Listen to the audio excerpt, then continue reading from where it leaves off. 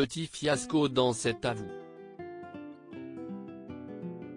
Si elle assume son côté gaffeur et ses bourdes en plateau, Anne-Elisabeth Lemoine n'est pas partisane lorsqu'il s'agit de couper la parole à ses invités, sauf à Sarah Ferguson à qui elle avait demandé de se taire, et encore lorsque ceux-ci ont des choses intéressantes à dire.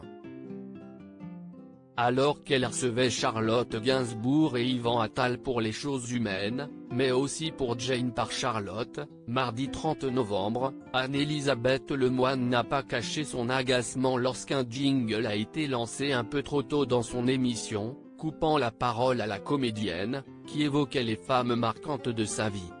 « Moi je venais quand même d'une famille. Enfin j'ai l'impression que les femmes dans ma famille étaient très fortes, il y avait une place très importante. » S'expliquait Charlotte lorsqu'une musique de fond s'est fait entendre. « Je me sens. Il y a un ?» s'est-elle alors interrompue, suppliée par Anne-Elisabeth Lemoine de poursuivre son propos. « Je me sentais. Finissez votre phrase argue, je vous en supplie Charlotte, a-t-elle lancé avec humour, avant que la comédienne ne reprenne son propos, quelque peu déstabilisée par le jingle, toujours en fond, qui annonçait une pause publicité mal appréhendée par la journaliste. Anne-Elisabeth Lemoine agacée face caméra, une petite déconvenue pour l'animatrice de France 5, mais aussi pour Charlotte Gainsbourg, qui n'a pas tardé à s'exécuter. Je me sentais féministe depuis toujours, féministe de naissance, a-t-elle lancé.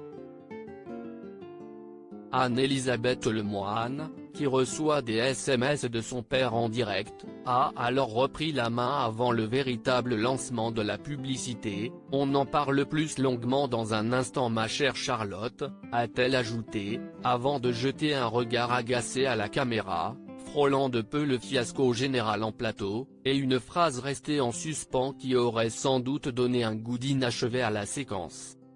Loading VJ.